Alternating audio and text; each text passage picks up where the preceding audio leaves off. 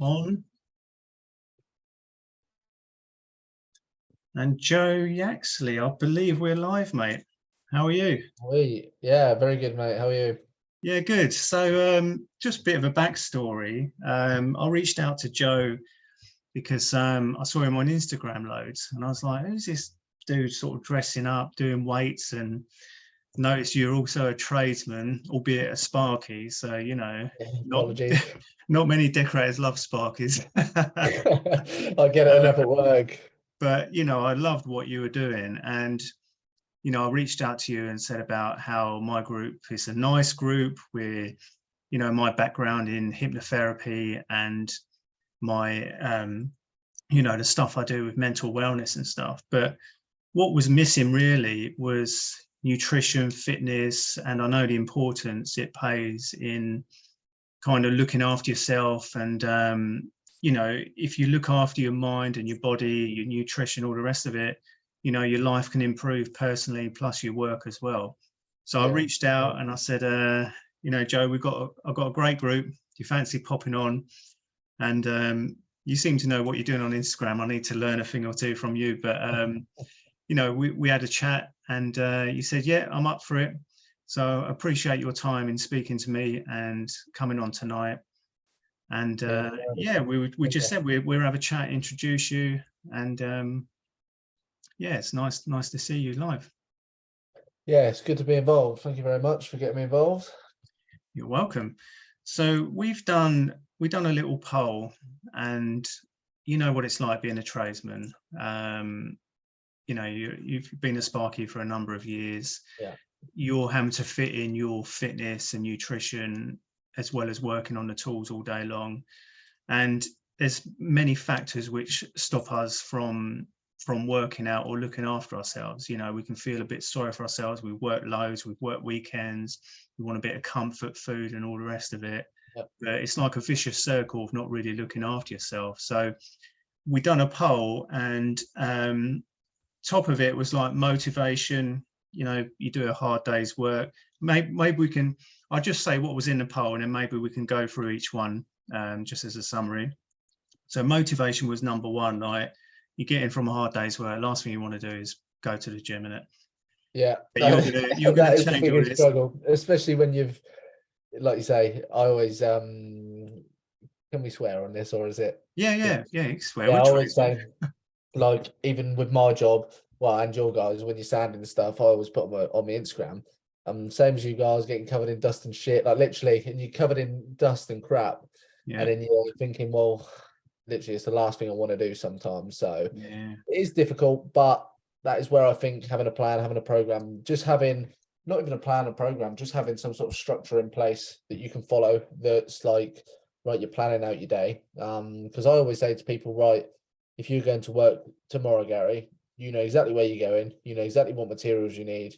You're not just winging it. Whereas that is the trouble when people are winging, right, I might get to the gym, I might not. Well, if you got your work clothes out, or you got your gym clothes out and took them with you, or you got them out in the morning and went in the morning, you're much more likely to do it. So I think it's just having some sort of structure and drilling it into yourself that, like, going to work, right, you know what materials you need, you know where you're working. So with your fitness journey, you know what foods you're eating, you know when you're working out and exercising. Yeah, it's almost on that front. It's like years ago, I'd done a morning boot camp thing. I don't know how I did it. It's like 6 till 7 in the morning on some rugby field. I would have to get up 5:15. But like you say, it's almost like some decorating jobs. You know, if you got a strip wood chip or whatever, you don't want to do it, but it's planned into your day. And yeah, like I've done it for 2 years, this boot camp stuff, and I loved it. And I had a few injuries and I kind of stopped. But like you say, it's almost like you're never perhaps going to have that motivation. It's almost like if you just pencil it in like you do every day going to work, you may not want to go into work, but you have to, kind of stuff. Yeah, that's what I say to people. Like, I can guarantee that 9 out of 10 of us woke up this morning unmotivated and didn't want to wake up and go to work. But why did we go to work? One, we've all got bills to pay. And two, it's part of the life. Do you know what I mean? The same as health and fitness and mental well-being should be. Like, you wouldn't wake up and say, well, I ain't going to work today. One, because your partner, your husband or your wife would say, like, piss off, mate, you're going to work, it's your job, it's your job. So like it's difficult that people do neglect the fitness, but sometimes they know they need it, but it's just making them realize. Yeah, definitely. And do you know what? My wife and I, we've started just the beginning of this year. We said, right, we've got to join a gym because we're not doing much, you know, do a bit at home or whatever. And, you know, I haven't felt like some of the evenings sort of going for a workout, but, you know, it's the same old story, isn't it? When you do it, you feel so much better. Yeah, I And always say that no one ever regrets it. Like no one's you might come out feeling absolutely like battered, like especially these guys who are PTs in the gym, you come out feeling absolutely battered, but no one's ever come out and thought, oh, I wish I wouldn't have done that. Like I don't know yeah, anyone who's ever come out and said, oh, I wish I wouldn't have done that, I wish I wouldn't have done that. yeah. So motivation. So we go through each one, and then, like I say, for tonight we're just doing an introduction and a chat and stuff like that. So nutrition. I mean, you put a note in the group, I think today, about whether you prep your meals and stuff like that. And I'm a mixture, you know. I sort of sometimes I do, but other times, you know. And when I do, I always enjoy it. I always like, oh, it's a lovely sandwich I've done, or whatever. And then you buy out, and it may be okay, but you spend a bloody fortune, don't you? Yeah, big time. Like a lot of the time people do moan about cost, well, that costs money. And then you'll have the same people who go to the shop every day and spend £3, £4, £5 on food. I mean, ultimately, I think it's cheaper. Like if you are buying your foods and you can make it as exciting as you want. Like a lot of people say, oh, it's boring meal prepping, but you can literally make what you like. Like it's not just some people like chicken and rice. Like I personally, I'm like a chicken and rice, mince and potato man, just because I like simplicity. It's easy, quick to make. But a lot of my clients like a little bit more like fancy foods as such. So it's just what you like, really. Six You pound see that ingredients from a day. Jake? But like on a Sunday, so I do my meal prep on a Sunday to get me set up for the week. It's probably an hour, and I've done all my lunches for the week, my like breakfast for the week, and like my snack times for the week, and that's literally an hour. And then I literally come home. I'm fortunate enough that actually that I get my girlfriend to do my tea for me because sort of Uh, running the two jobs on the side, I would struggle at the minute. So I'm Making out very your, lucky. your nutrition expert, and your Yeah, girlfriend's doing all your dinners. I, I tell her how to do it, how I want it done. But yeah, very lucky on that side of things. But yeah, it's same as everything. Fail to prepare, prepare to fail. Yeah, yeah, you're right. And you know, we can speak further on. I mean, I think you're going to jump on maybe once a month, aren't you, just to break Yeah, down probably all of these different sections, and you know, a vital role in nutrition and energy levels and stuff like that. yeah, 100%. Right, third on the list was time. People don't have time to do it. Everyone has time. Like as brutal as it sounds, I do believe that everyone has time. Yes, some people have more time than others, but I think there's always a way to make time. And then again, I think that's where having a program or having a structure, having routine, having something written down. Like if you say you haven't got time, write it down, plan out your day. I can guarantee that you can find like a spare half an hour somewhere in there that you probably sat down on your phone. Some people do have more time than others. Some people have less time, but I think everyone has enough time to probably get three half an hour's worth of exercise in a week. Like, and at the end of the day, it's one of them things. It's like a priority. So if mental health, losing weight, building muscle, whatever your goal is, generally feeling more confident about yourself is a priority. I think there's always time. Definitely. And fourth was training. So yeah, I'm sure you told me to put training down. What do you mean by it? Obviously, I know what Well, training is, but yeah, I'd say a lot of people are going into the gym and they're not confident about what they're doing. A lot of people are going into the gym and they're just in general not confident, like because they haven't stepped in the gym before, they might be a little bit nervous, apprehensive. Um, and some people might just like I get a lot of people message me, how many sets should I be doing? How many reps? But the trouble is there's so much. I actually spoke to someone the other day and they said like I don't know who to believe, what to believe. Like there's so much out there on social media. And even me, like I follow a lot of fitness guys, and I'll be on my page. One guy will be saying something, you literally scroll down, the next post says something else, next post says something completely different. And you can tell why people get confused and lost, like, because you're trying to follow each and every single one, and it is hard to know which one's right. And then again, I'm actually putting a post out tonight, which I've called the snowball effect. So I think once people start seeing results, it has that part which grows your confidence, grows your motivation. Whereas if you're following a plan, I'm not sure if it's working, it's easy to resort back to square one and say, well, I ain't doing that because that ain't working. And then you try the next plan. Well, I ain't trying that, it ain't working. So there's a lot of rubbish out there. But there's also a lot of good stuff. It's just knowing what's right and what's wrong, really. So it's finding somebody you trust. Like there's loads of right ways, there's loads of wrong ways, but there's always a way. And if you can stick to something and be consistent, generally you will sort of see some sort of result.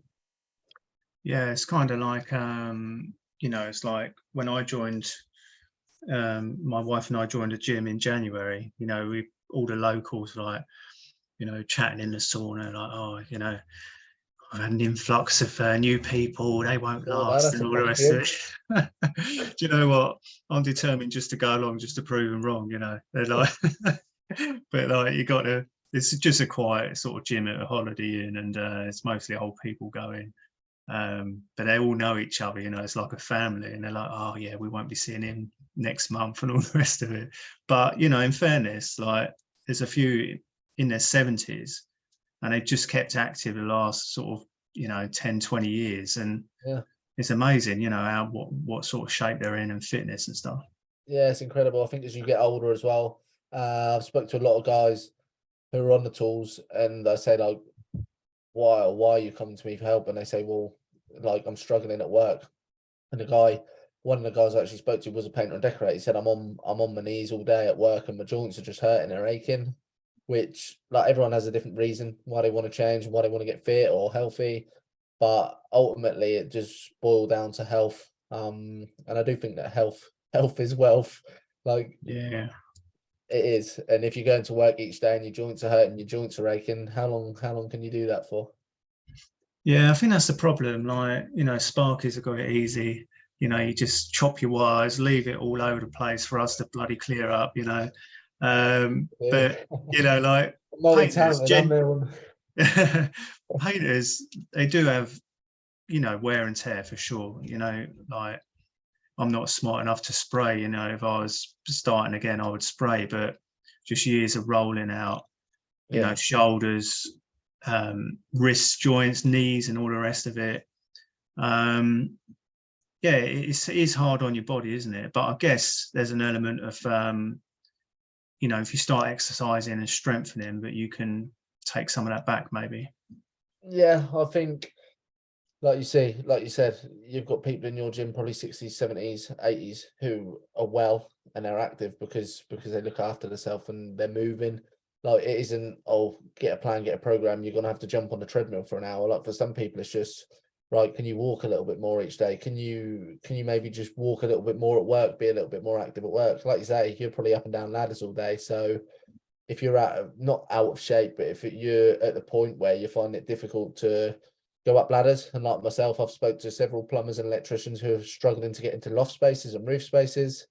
Like you said, ultimately, if you can't do your job, then that's a struggle as well. Yeah, so I guess like I said to all my group, the guest speakers I get in, there's no sale, there's no like, you're not trying to get people on a course or nothing like that. Of course, people can reach out to you and you're going to help out every month and stuff, but I guess for people to work with you, it's an individual basis in the sense of, some people might be working on agility, some it might be more strength. Because you're a young guy, I'm an old fart, and I don't want a six pack or nothing, but I just want to get perhaps a bit physically stronger or core strength, that kind of stuff as you get older. But I guess Yeah, it so differs, right, from everyone. yeah, exactly. It's sort of catered for everyone. Like I said, some people do want to get abs and look good. For some people, it is just feeling healthier, eating a little bit healthier, having more energy at work. Some people it might be fitting into old clothes, old work clothes. Like And then, like you said, you're big on the mental health. So for some people, it is literally just, right, I'm waking up every day, like I can't be bothered to go to work, I'm unmotivated. So for some people, it's just, right, can we eat healthier? Can we find that motivation? Can you feel more confident to actually go to work in just a t-shirt and a pair of shorts? Like, because it isn't unheard of that people sort of go to work and they cover up a lot more, because I think it's surprising how many people out there are sort of anxious, apprehensive about the way they look and the way they feel. But like I say, a big thing these days is getting people talking. Yeah, do you know what? It's funny. I worked with loads of like hypnotherapists and got loads of contacts, and one said there's a massive correlation between bad food and anxiety. You know, I'm no expert in that side of stuff, but he said it's so like common, you know. Yeah, there's a lot of, like, I've listened to a few podcasts on that recently, and a lot of it is to do with sugar, like the effect that sugar has on you. Obviously, you have like natural sugars in fruits and stuff, but a lot of it is like you said, the food you eat does actually affect the way that you're feeling on a daily basis. And some of the guys in the group might be able to relate. Like, if you're eating healthy, like the majority of the time, that doesn't mean like chicken and broccoli or fruit and veg all the time. But if you're eating generally healthy and then you go out and you might have like a couple of pastries, like a lot of my guys come back to me after like 4 weeks. That I always say, like the first 3-4 weeks is about building habits, like nothing extreme. It's just, can you change your habits? And then a lot of guys message me and they're like, oh God, I don't know, I just had this food and God, I feel disgusting, I feel rank, like like just hit a wall sort of thing. So it's surprising that once people's habits change, they realize that, like, I always say to people, right, whatever, it's a program, but at the end of the program, you want to be able to carry it on. You want to be able to do it by yourself. So it's like Yeah. giving someone the knowledge and education that, like, it is a lifestyle change. It's not just, right, 12, 16 weeks. At the end of that time, you'll be, I don't know, in better shape. And then you're going to go back to your own ways. Like, it's drilling into someone, right? This is a lifestyle change. And once people realize, like, they get into the habit, they see results, and they think, well, actually, I quite like this lifestyle. Yeah, it's like when I don't do much hypnotherapy now, but I did do some weight loss kind of hypnotherapy stuff. And it might sound woo-woo to people, like, you know, hypnotherapy and all that, but essentially, like any problems in our life, we're just automated machines. So 90%, up to 90%, we're just automated, unconscious decisions. So, you know, if we feel a bit down or had a row with a missus or whatever, your default mode might be to get comfort food, and it's Yeah. all unconscious. You know, just, you know, even me to a degree. You know, you get a coffee every morning. You just, before you know it, your van's pulled into McDonald's getting a coffee, and it's all like unconscious decisions. So it's just being more consciously aware of what you're actually doing. And it's even like when I done like this course, which was brilliant, you know, people say, oh, you know, I just can't resist, you know, a snack from the kitchen cupboard. But it's not even about that particular moment. It's about 10 steps beforehand, where you've done the shopping list, you've actually gone to Tesco's, you've actually gone to that aisle, you've put it in your basket. Do you know what I mean? It's like all those steps is unconscious. And sometimes you're not even aware of what you're actually doing. And that's true to your whole life, really. Yeah, like I say, a lot of people do end up emotional eating and things like that, which is common related to like stress. When people get stressed, you hear of it like comfort eating, which, or it's a term, comfort eating, but it is actually a thing. Like, people get stressed out, and that is like their comfort zone. Like, that's where they feel comfortable, which you can see why people sort of go from one pillar to worse to worse to worse, especially like working in the trade as well. Sort of how stressful and on the go work can be at times. Yeah.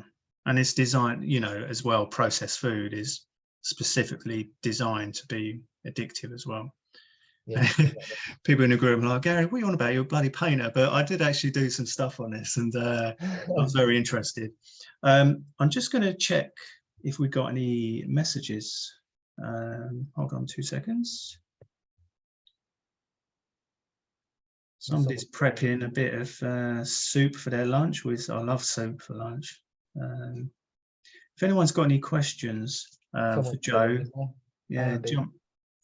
looking to lead on. Oh no. You know more about He's what's that, asking Andy? about gluing. That I can't answer that one. What was Andy say? Oh, is it one you can't read out? He's looking to glue PVA or something. Oh, that's out of my zone, that one. Yeah, if anyone's, I mean, James has kindly come on. He's saying, you know, he spent £6 in Greg's. I mean, it's so easily done, isn't it? Yeah, crazy. Like £6, and people don't realise that £6. You think £6 5 times a week? That's 30 quid. Like Yeah, it's mad. Like what you can do for 30 quid. And then some people say, I can't go to the gym. I can't afford it. Like gym's well expensive. Which like I think I pay 37.50 for the gym a yeah, month.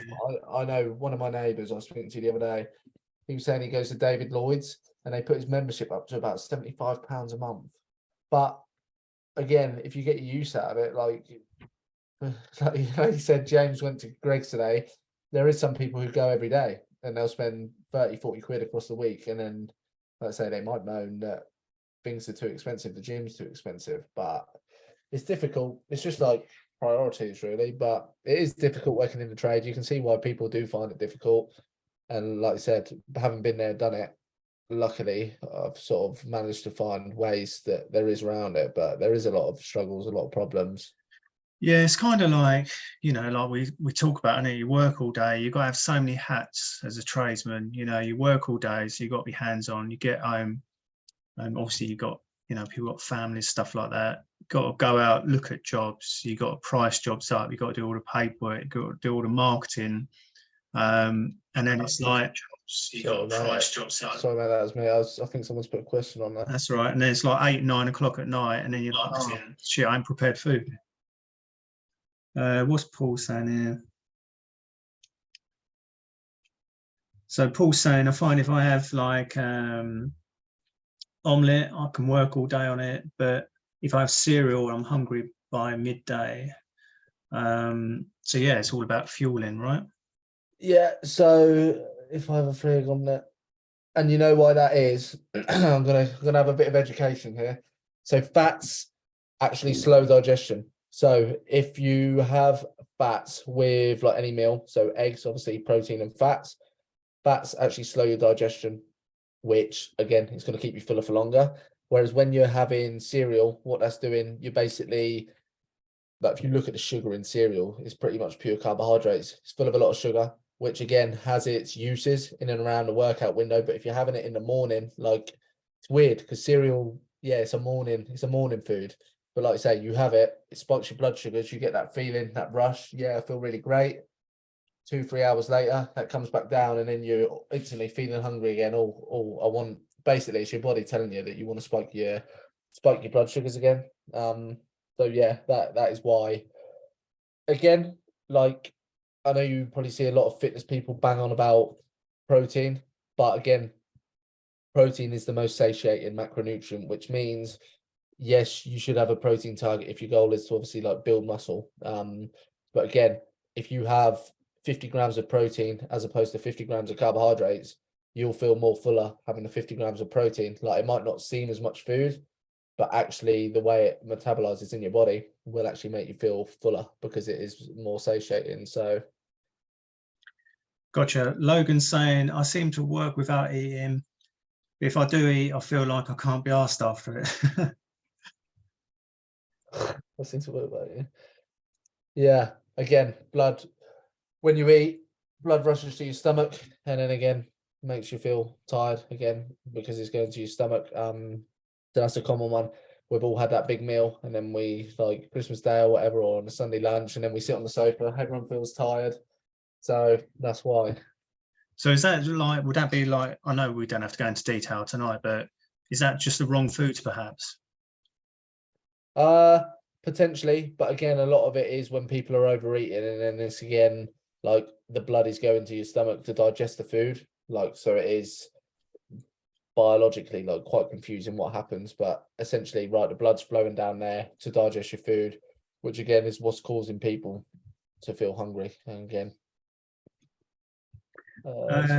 Jurgen's saying, I don't eat till lunchtime. What's your take on intermittent fasting?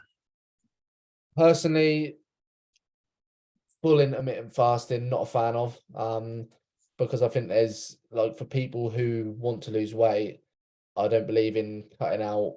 Like, I'm going to be a bit controversial here. Don't believe in like keto, things like that, because I don't believe, like, respect people who want to do it, but I believe that you shouldn't have to cut out food groups to be like, if you want to eat carbohydrates, carbohydrates aren't bad. You can still eat carbohydrates. And what I always say to people, obviously, when people do things like keto, you're cutting out carbohydrates, but then you ask people a lot of time, what's your favorite foods? And it's like chips, potatoes, pasta. So it's like there's usually they're the foods that are the best foods. So it's like breads, things like that. So my take on intermittent fasting, there's been a lot of research that I actually watched the program. Who's the guy who plays for?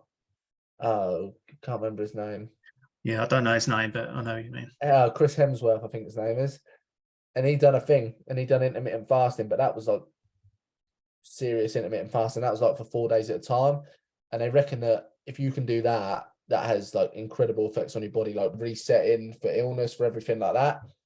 But short term, if you're doing it for weight loss, for fat loss, I don't believe that you have to intermittent fast. I believe in like fasting periods. So if somebody's trying to lose weight, maybe fast and push your food back till like 10, 11 o'clock in the morning, instead of, because a common thing is people will have, right, get up, have breakfast. So say, for example, right, I'm trying to lose body fat. I'll get up, someone might have breakfast at 7 in the morning, snack at 10, lunch at 1, tea at 6, get to 8, say you're tracking your calories, get to 7, 8 at night, you've eaten all your calories, but you're absolutely starving, which is when people, right, they crash, they fall off track, end up eating crap, and then crisps, chocolate, the biscuit cupboard, everything comes out. So I believe fasting periods can be useful in terms of, right, if you're tracking your calories, you want to lose weight, push your meals back, so you're getting more food later on in the day. So you're getting home from work, right, you've still got tea, you've still got like loads to eat in the evening, so you're not like falling for the biscuit tin and feeling guilty when you do so. Because again, when people do things like that, they end up eating 3, 4, or eating a pack of biscuits, and then they'll say, oh, I wish I wouldn't have done that. Yeah. So I believe in like fasting periods, but I'm not a massive like goer in intermittent fasting, because again, being in the trade, right, carbs do what? They give you energy, and they're the body's most simplest form of energy. And if we're going to work and we ain't got no energy, we can't work properly. Again, how good's your work going to be? That brings me nicely on to Melissa, who doesn't eat all day. I have a packet of biscuits every 2 to 3 days. I can't eat morning or throughout the day. I only eat one meal a day okay, so stomach issues. So, that's fine. But yeah, she's basically saying she doesn't eat all day. But that may be, like she's just referred to, perhaps a medical issue. Do you see the one from Ralph? I ate 2 mandarins, a cup of Earl Grey. Earl Grey, not a fan of Earl Grey. What's wrong with Earl I've Grey? been offered it. I've been tricked a couple of times by customers. Do you want a cup of tea? Yes, please. That comes out. I sip it off. That's a strange shaping cup of tea. The 2 sugars don't eat. Sometimes still 4. I don't know why Jumbo's so strong.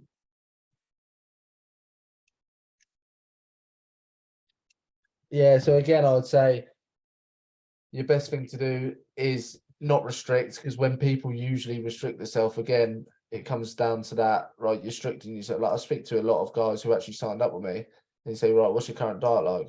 Well, I don't eat nothing until the end of the day, and then I'll go home and I'll have like 3 packs of crisps and a pack of biscuits. It's like, well, if you eat whole or eat better throughout the day, and you're actually like keeping fuller, again, you're not coming towards the end of the day and you're absolutely like just falling off the bandwagon. But I think that's the worst thing you can do, like restrict. I would say restriction over restraint. So don't completely restrain yourself and cut everything out. Like, you're better to restrict yourself. Like, essentially, you can have anything you want in moderation. So like, I'm not recommending doing this, but you could have like a Mars bar diet. Say you've got 2,000 calories and you'll lose weight on that. You could eat Mars bars as long as you're under 2,000 calories. You will lose weight. Obviously, you're not getting vitamins, minerals, any nutrients from that. So I don't know how long you'd last, but you could start off losing weight on it. Mark Dixon's just come on. I can easy eat 12 chocolate bars at night, which is ridiculous, I know, but I tend to not go supermarkets. I have a decent lunch, although mostly not too healthy. It's got to change. So yeah, basically Mark wanting to change, you know. So is it also like this is for how I do it sometimes.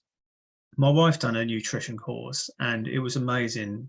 We were having pre-made breakfast, lunch, all the rest of it, and then she got a full-time job and couldn't do it. But what she was doing, and you know, not going into too much detail, but was all the right kind of areas of food which you need to fill you up.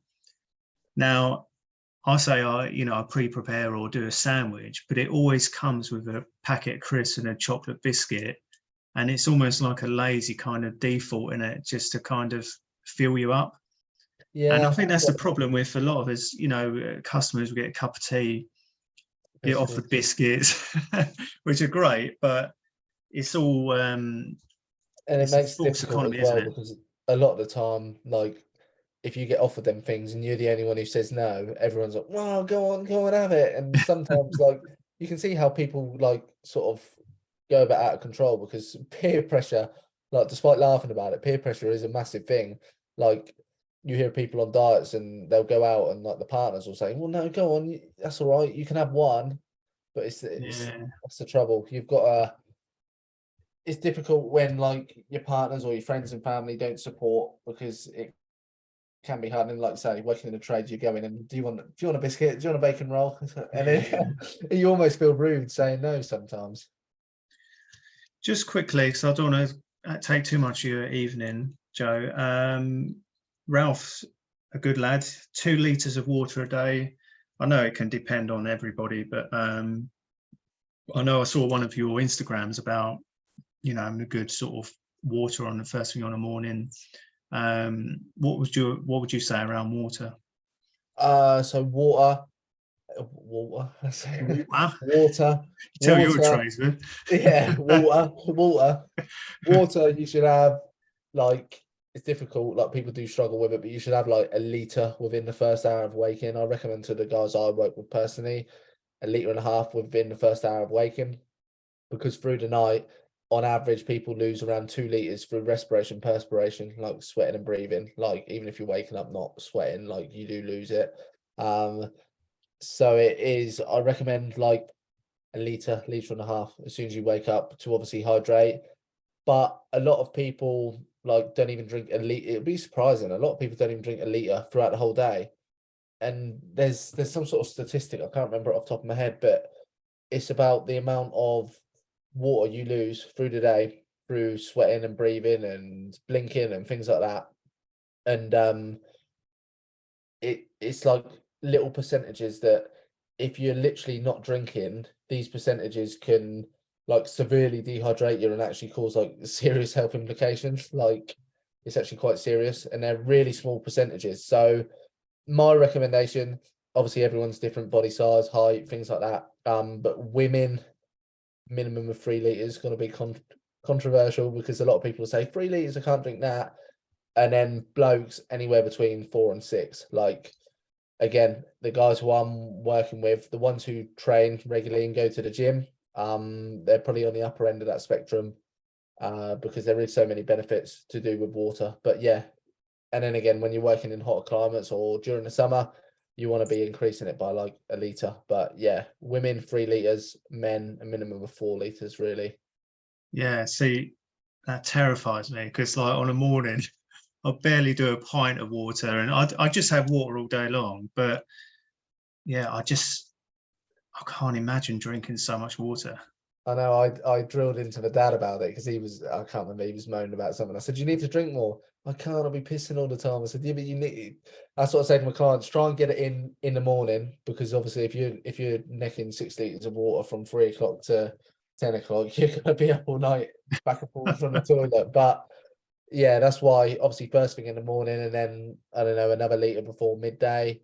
And then I usually recommend 300-400 ml during your meals. Again, they reckon that you shouldn't drink too much during your meals. Like you shouldn't, a couple of pints, you shouldn't drink, like, I don't know, probably people going to the pub having a couple of pints, but while we're talking about water, because supposedly, without sort of complicating things, it dilutes your like digestive enzymes, so you can't digest your food as well if you Right. drink too much water. But yeah, so liter in the morning, 300 to 400 ml at your meals. And then if you are exercising, a litre during your exercise, whether that's like a jog, jumping on a bike or whatever, home workout, whatever exercise, if you are doing exercise, like a litre during your exercise.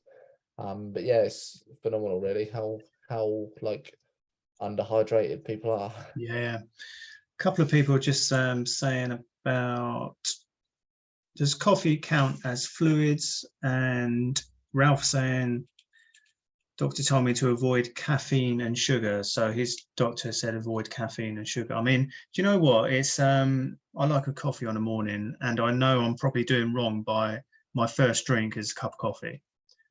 And you know, that's obviously from all we've discussed, it's dehydrating me as opposed to hydrating me.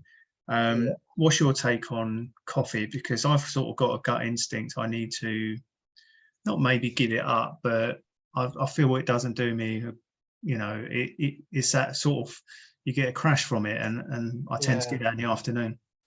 yeah. It's hard because I myself, I do like a coffee, and then but I did get to the point once when I was having like 4 or 5 a day, and I cut myself back, so I didn't have any more than 2, 3 a day now. But I'll get up, I'll have water in the morning, and then around 60 minutes later, I'll have my first coffee. Because when I first get up, I take like vitamin C, just sort of general health supplements, really. Vitamin D when it enters summer, and just like I say, just general health benefits, really. And then again, they reckon coffee that because it's making you urinate and things like that, it's passing through your bladder. Anything you are drinking, so if you're drinking a liter in the morning and then having a coffee straight away with it, anything you've drunk is straight away flushing it out. And then again, they recommend that you shouldn't have like caffeine past 3 o'clock probably because it has a 6 hour half life, which basically means if you're having 200 milligrams of caffeine at 3 o'clock, 6 hours later at 9 o'clock, you'll still have 100 milligrams of caffeine in you. It's hard because, like, personally, I can have a coffee. I don't know about you, but I can have a coffee at 10 at night and then literally put it down, shut my eyes, and I'll fall asleep straight away. But Yeah, some people you hear, they'll have a coffee and they'll be up all night. yeah. But there is a myth, people with blonde hair, blue eyes metabolize coffee very well, which I don't know, could explain why I fall asleep straight away. But What have you got? No hair. what colour did it used to be? Green. I've got green eyes, no hair, so Well, okay. it don't seem to bother me. Don't drink it. But yeah, it's hard. It's difficult. I actually bought some decaf coffee, so if I have one in the evening, because I don't know whether I drink it because of the caffeine. Like a lot, it's weird. People do get addicted to caffeine. So I don't know whether it's the caffeine or the like. I just enjoy drinking hot drinks. I enjoy having a hot drink in the evening. So I actually bought some decaf coffee. But yeah, they reckon that even if you don't, like myself, like I'm not affected by caffeine late at night, they reckon that will still like affect your sleep. So if you're rolling over, you're falling straight asleep, you'll probably still notice that your quality's not as good. You'll probably wake up in the morning feeling like a bit groggy, that sort of thing. Yeah. Hold on. So Kenny's just saying we'll just do just one more, and then I'll let you get back to your evening, Joe.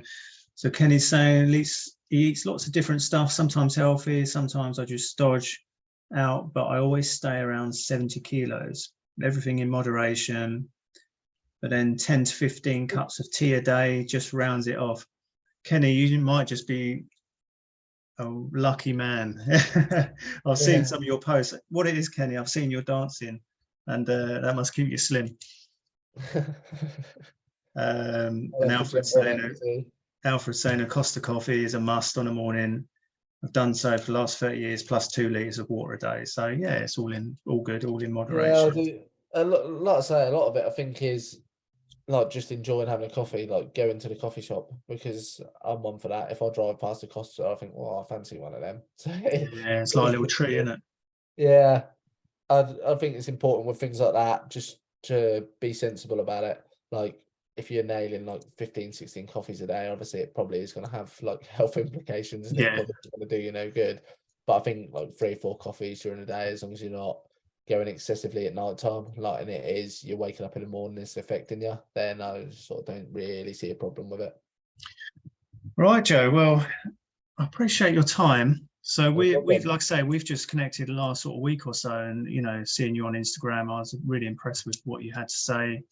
So you're going to pop in some more. We're going to provide a little bit of resources and stuff.